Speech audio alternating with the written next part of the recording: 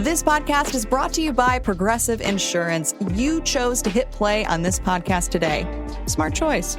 Make another smart choice with Auto Quote Explorer to compare rates from multiple car insurance companies all at once. Try it at Progressive.com. Progressive Casualty Insurance Company and Affiliates, not available in all states or situations. Prices vary based on how you buy.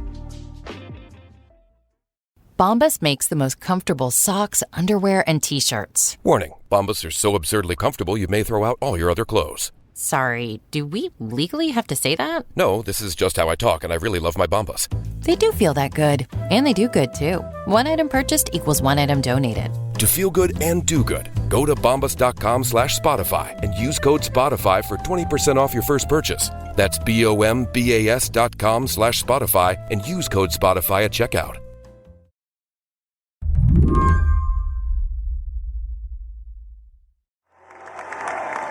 Thank you very much. Wow.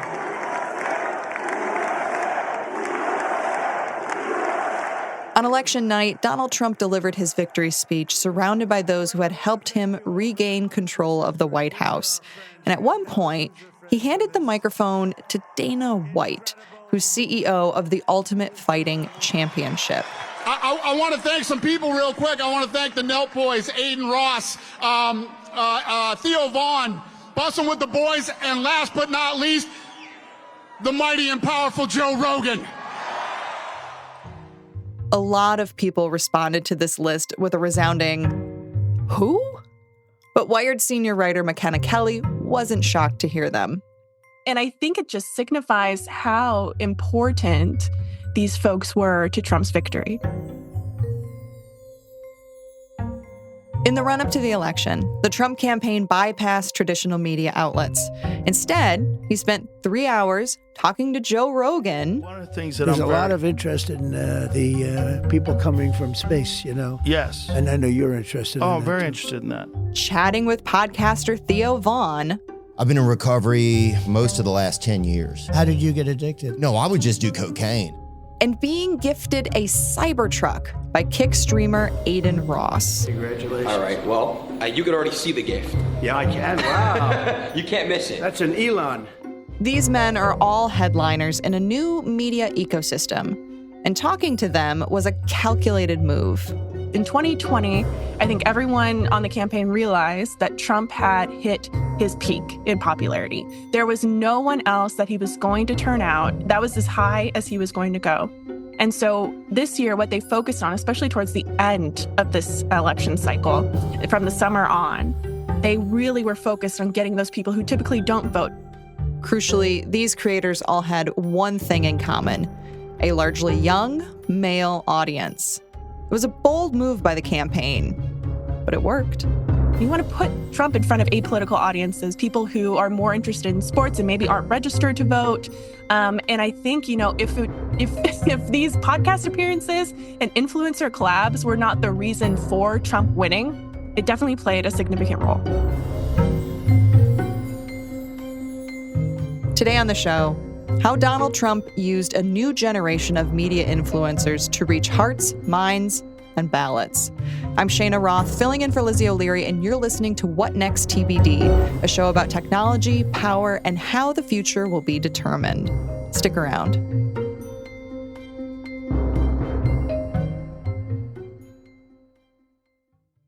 Have you heard about Doublenomics? It's okay if you haven't. It's extremely niche and practiced by Discover. Here's an example. Discover automatically doubles the cashback earned on your credit card at the end of your first year with Cashback Match. That means with Discover, you could turn $150 cash back to $300. It pays to Discover. See terms at discover.com/credit card. Bombas makes the most comfortable socks, underwear, and T-shirts. Warning, Bombas are so absurdly comfortable you may throw out all your other clothes. Sorry, do we legally have to say that? No, this is just how I talk, and I really love my Bombas. They do feel that good. And they do good, too. One item purchased equals one item donated. To feel good and do good, go to bombas.com/Spotify and use code Spotify for 20% off your first purchase. That's BOMBAS.com/Spotify and use code Spotify at checkout. To understand the connection between Donald Trump, these influencers, and the young men that connect them all, you first have to understand the Manosphere, the very online, very male, very white sphere that revels in hyper-masculinity and has its own set of stars. Andrew Tate, for example, who is an infamous misogynist, who is kind of one of the main people in pickup culture, where you're teaching young men how to pick up women in YouTube videos and podcasts. Women want to be with a man which keeps them entertained, and a man which they trust, and a man which they believe can fix all of their problems. This is another important thing. If a woman comes to you with an issue and you can't fix it, you'll see very quickly how soon they lose attraction. Would you ever? These people were speaking to what people like to call this loneliness epidemic in young men, where they're feeling more left behind as women are going to college more than they are. Women are starting to make, more money than they were, still not, as much as men or more than men. And I think these men feel a bit threatened. And these podcasters like Andrew Tate are there to tell them that you're right. I want to affirm your feelings. And you know what? With Trump, having these conversations with Trump, he's giving them an outlet to create this kind of political change or the societal change, cultural change that they're looking to do anyways. These influencers might not be household names, but they have huge fan bases. Andrew Tate had millions of followers, at least until he was arrested for rape and human trafficking. Joe Rogan and Theo Vaughn have two of the most popular podcasts in the country. Aiden Ross has more than 7 million followers on the streaming platform Kick. For their fans, watching or listening isn't just about entertainment. It's an identity. Someone who listens to Joe Rogan, there is a type of person who is a Joe Rogan listener. There is a type of person who watches boxing and wrestling and knows of Logan and Jake Paul. These are specific communities of people who engage with each other very frequently. The Manosphere is like a whole group of, blogs and YouTube videos and all of this stuff, Discord servers where these people are constantly connecting with each other, and reaffirming again, these beliefs. So yeah, I think it's not only just the size, which definitely plays a huge role, but also like the communities behind them and how active that they are. These communities have their differences, but there's one thread that links all of them together.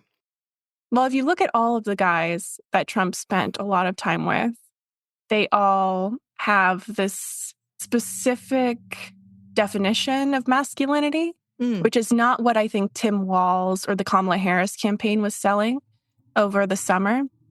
I think their definition of masculinity is more focused on, this concept of protection, protecting women, whatever they think that is, even though it's not supporting, abortion rights or things like that.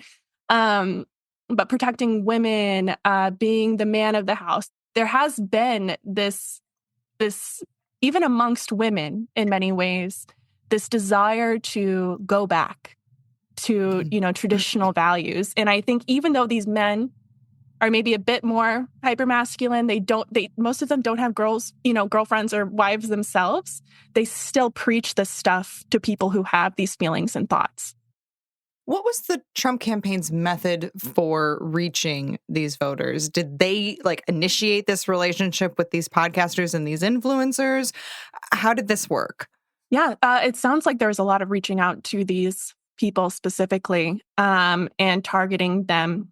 I think they saw that the audience that these folks had was the audience that they needed to reach. And I think Dana White also helped a lot. He, of course, is the CEO of the UFC. He's well connected to the Paul brothers, for example, people like Aiden Ross. He's in that circle. So I'm sure it was a mix of reaching out to these people and having people on the campaign with pre-existing relationships, setting all of that up. What the Trump advisor told me the day after the election was that traditional media outlets do not reach young men the way that they want to be reached. And if that was the audience that they were hoping to contact and turn out, then they needed to find different methods and different mediums of doing so. When we come back, the Democrats' social media game was going well until suddenly it wasn't. Can they find their own Joe Rogan experience?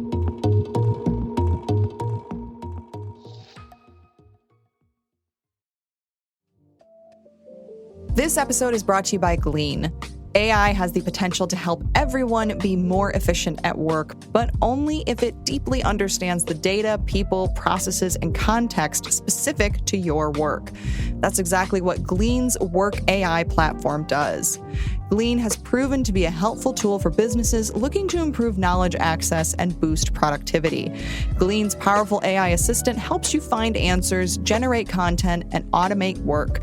With Glean's search and work hub capabilities, employees can find everything they need to know. Glean has solutions for all types of teams, from customer support and engineering to sales and HR. Visit glean.com/TBD to see how Glean can help every employee at your company do their best work with AI. That's glean.com/TBD to request a demo today. Glean. Work AI for all.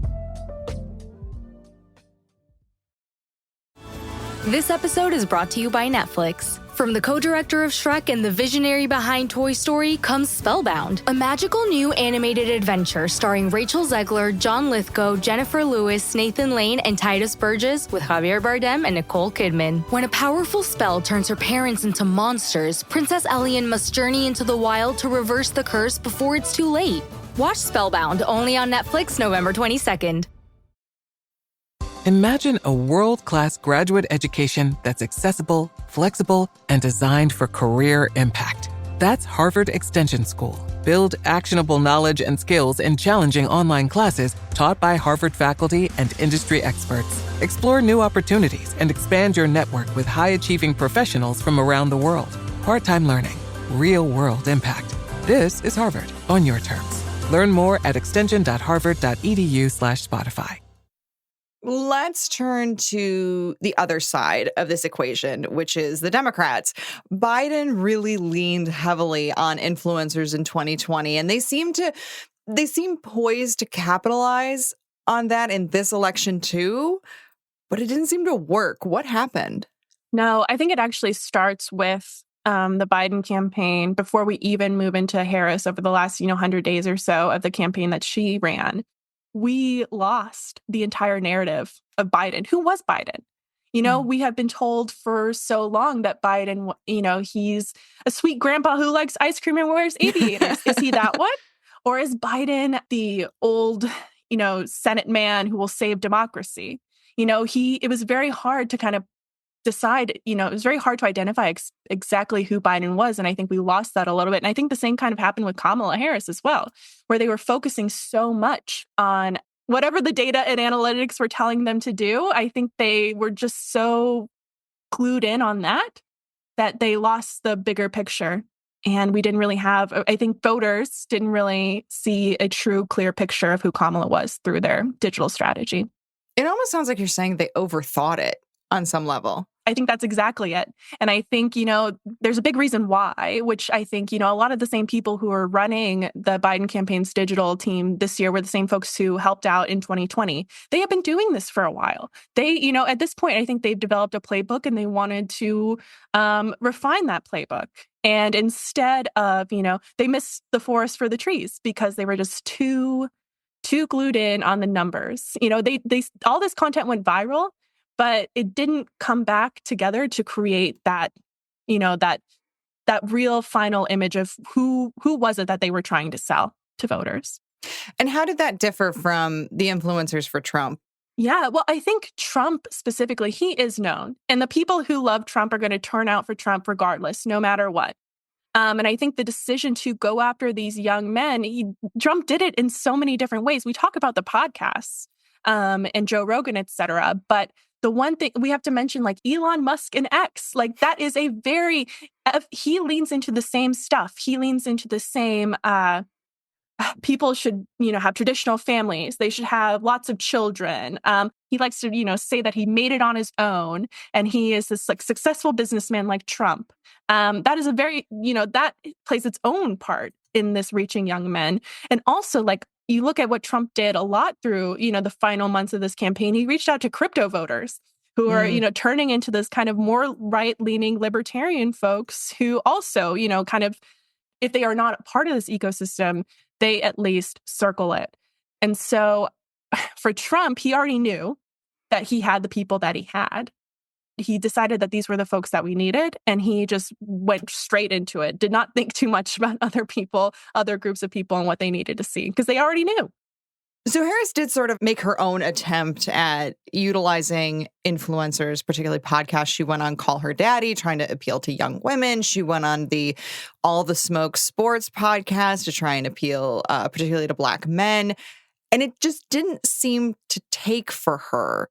Yeah, I don't know this for sure, but what a Trump advisor did tell me when it came to Trump and this strategy was that there were no rules. When Trump went, it was just Trump and this person. There was no discussion about what questions were going to be asked. They were just going to let these men yap. Like, that was the agreement.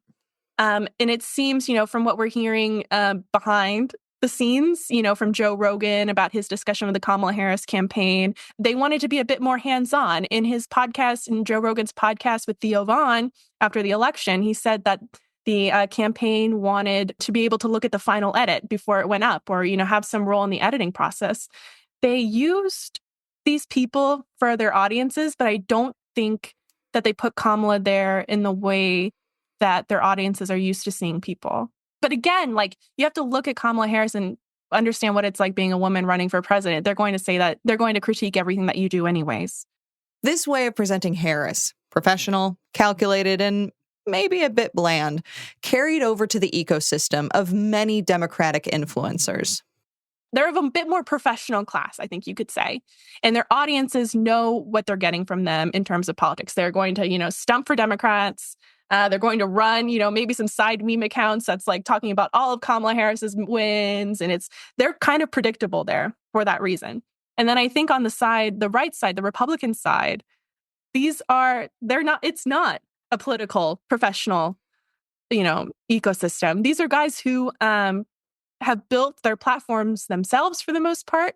They have huge followings, and they don't need Donald Trump, really. Donald Trump is getting a lot more from them at this point than they are getting from him.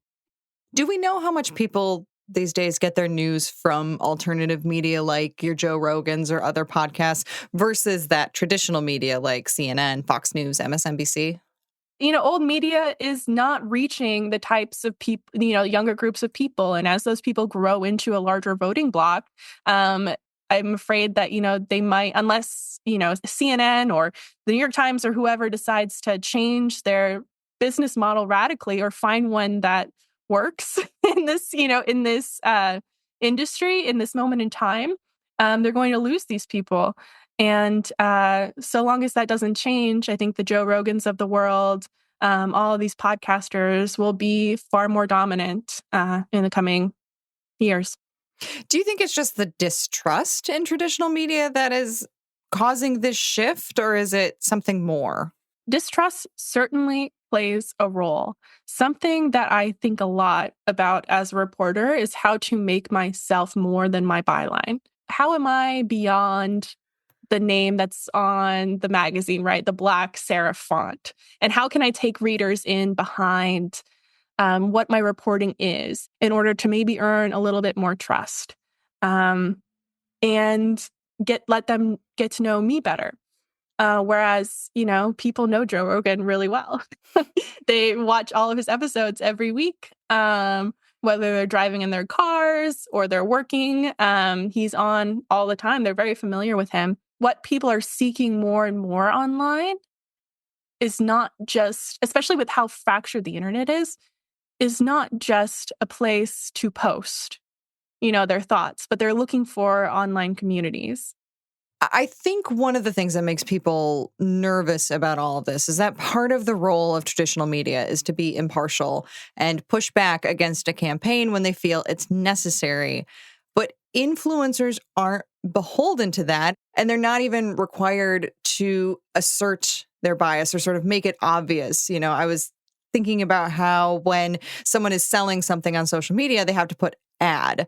If you are working for a campaign, either directly or indirectly, you don't have to put campaign sponsor or anything on your posts. Is the uptick in alternative media as a way to get a politician's message out concerning to you? Or is it really just an inevitable natural evolution of where our media landscape is going? It's messy. And it's going to continue to get messier.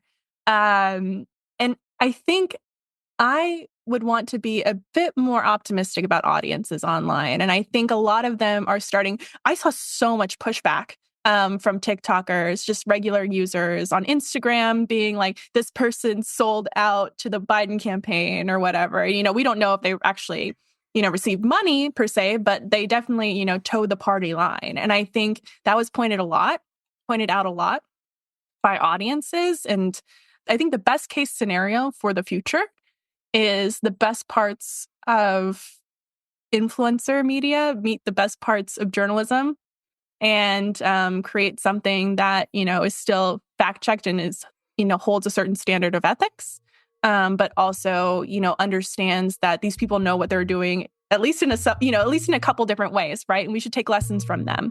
We shouldn't just disregard them entirely, because of course, there's a reason why they're so popular, and we can learn from that. Makena Kelly, thank you so much for joining us. Of course, great being here. Makena Kelly is a senior political writer for Wired. And that is it for our show today. What Next TBD is produced by Evan Campbell, Patrick Fort, and Alyssa Zhang Perry. Our show is edited by Paige Osborne. Alicia Montgomery is vice president of audio for Slate. TBD is part of the larger What Next family. And if you like what you heard, the best way to support us is by joining Slate Plus. You get all your Slate podcasts ad-free, as well as exclusive bonus content like What Next's The Surge, which unpacks the craziest political news surrounding the election. And let's face it, in these upcoming months and years, you're going to need it. We'll be back Sunday with another episode. I'm Shayna Roth, filling in for Lizzie O'Leary. You can find me on Blue Sky and Instagram. Thanks for listening.